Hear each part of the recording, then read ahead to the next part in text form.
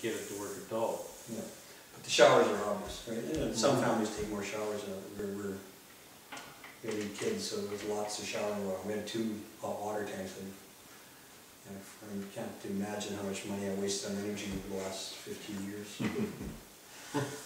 Not wasted, but it could have saved if we had been educated on some of these things. But somebody will be saying that 10 years from now when things get way more efficient. Yeah, Exactly the same thing. Okay, well, I'm sure I'm way over my time. Is it So back to the air-to-air heat exchanger pipe. Yes, sorry. What was the question here? Oh yeah, in the ground. So when I was in Germany studying passive house technology, every one of those houses, they call it a ground tube. Mm-hmm. So when they're building the house, they basically, it looks almost like our weeping tile. Mm-hmm. And they run this thing around the house twice, then they come up and they have a nice little cover on it to keep the bugs out and whatever. So I came back thinking, what a great idea, because the ground's, you get 6 feet down, it's not even frozen in the winter, so to preheat my air coming in, and in the summer it'll cool the air coming into the house as well. I talked to Dr. Dumont, wouldn't go for it. Apparently they get mold in them, there's all sorts of problems going on. So I argued with Dr. Dumont, which is never a good thing to do, and I lost the argument. So we just don't have it in this house. I intend to go back and do more research and maybe potentially win my first battle with Dr. Dumont. I can't understand why they can do it in Germany and we can't do it here. Craig's got it going on there. Have you been to the golf course, the club house in Craig? That's what they're doing in the summer. It's nice and cool air coming in through that thing. So yeah, I still can't quite figure out what Dumont's concern is. He also said it's not code in Canada, so you can't do it. So I don't know what's different between a tube in Germany and a tube in Canada. Seen somebody, like I was inquiring the other day, because I'm thinking of building a new house, whether I could put the intake for the air-to-air heat exchange at the top of the south wall and exhaust it to the back of the north wall near the bottom. And then in the summertime, just turn them around so that I'm exhausting to the front where it's hot and I'm sucking in from the cool side. So it makes a little bit of difference, but I mean, big deal to change hose from end to end. It's pretty simple.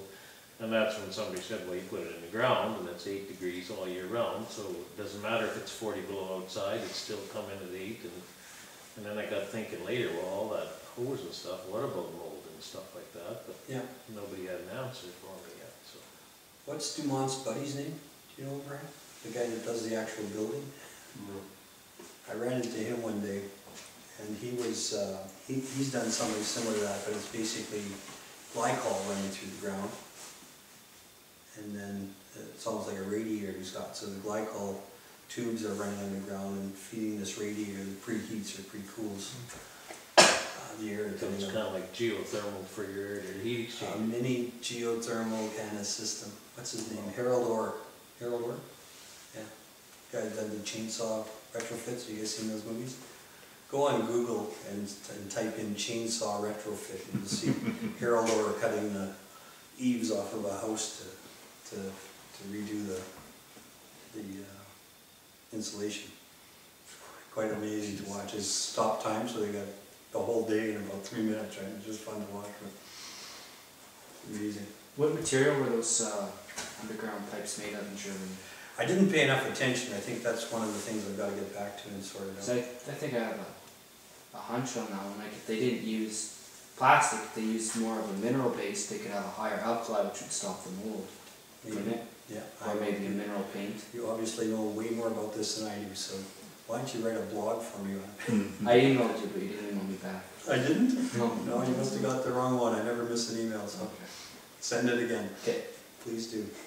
I'm having trouble with my iPad, so I might have missed one, but I don't usually. So. It could have been mistaken for spam. It had maybe.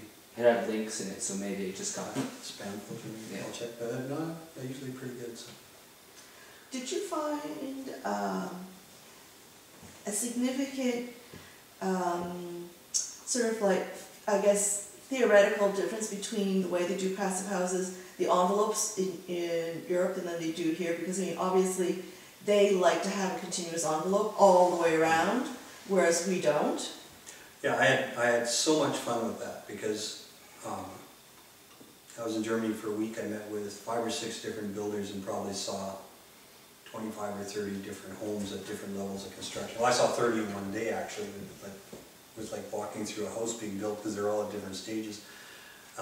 They build their houses completely different. So their supporting walls on the inside, ours on the outside. They put their insulation on the outside, we put our insulation on the inside. Insulation. Yeah, outsolation, exactly. So they, you know, they're completely baffled by the way we build homes.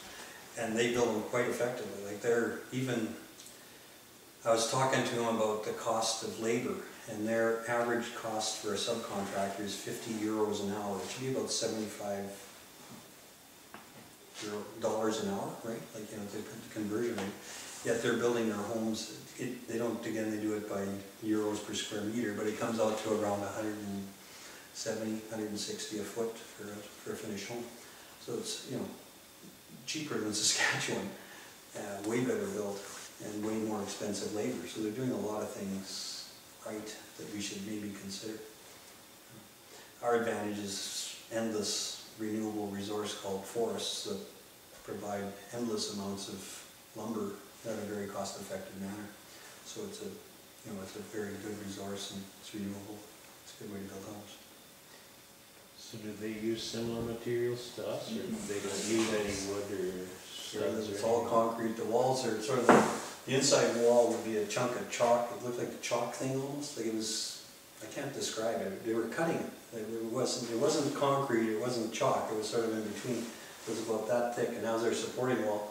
And then the outside they put, if it was a regular home, they put this much styrofoam. If it was a passive house, they put this, you know, they just put more styrofoam on the outside. It was a beautiful thing. Whereas when we build, if we want to add more, we have to come in, right? It's a lot harder. So they've got some good ideas. And then they are insane about thermal bridging. You know, like this house is relatively thermal bridge free. But, you know, I showed the plans to a German, and he's the German guy that I was working with, and he's just circling, you know, they just right away go after the thermal bridges and say, well, you know, they can't understand our basements. How do you build a basement with the insulation on the inside? Like, you know, craziness in there. Like, they put insulation underneath, they pour the slab, they put the walls up, they have insulation on the outside, and it goes all the way up the walls. It's a beautiful, you know, it's sealed.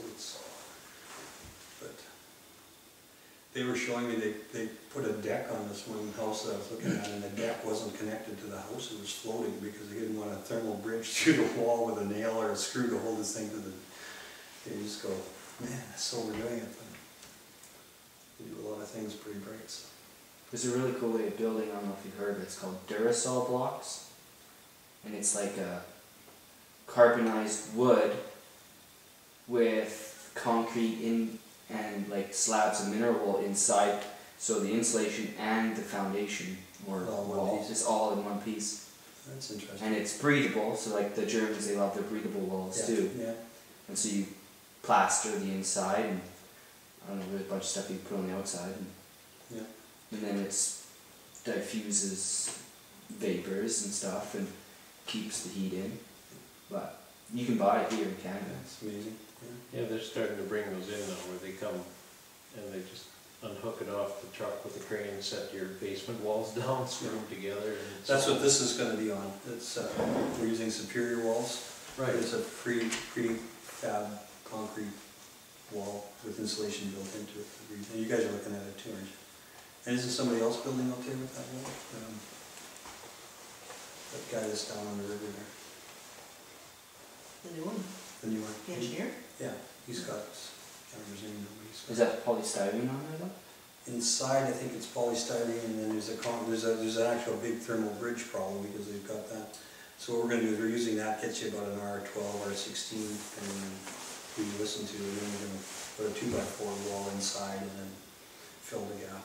We won't use cellulose, we'll use rock wool or something. Because the Duracell is, there's no polystyrene, it's all, there's an actual inherent R value to the block itself, plus the insert is on the inside. Yeah. So you're getting, Add that to your email. oh, Okay, thanks. in Ontario you can get it. They've had it for 20-some years. After World War II, they need to rebuild quite a bit in Germany and different parts of Europe, and they use that. It's pretty cheap actually. Yep. But we just never heard of it here. Okay, well, don't hesitate to leave if you choose to leave, and don't hesitate to stay if you want to stay. That's the end of the formal presentation, but I obviously love talking about building green to anybody that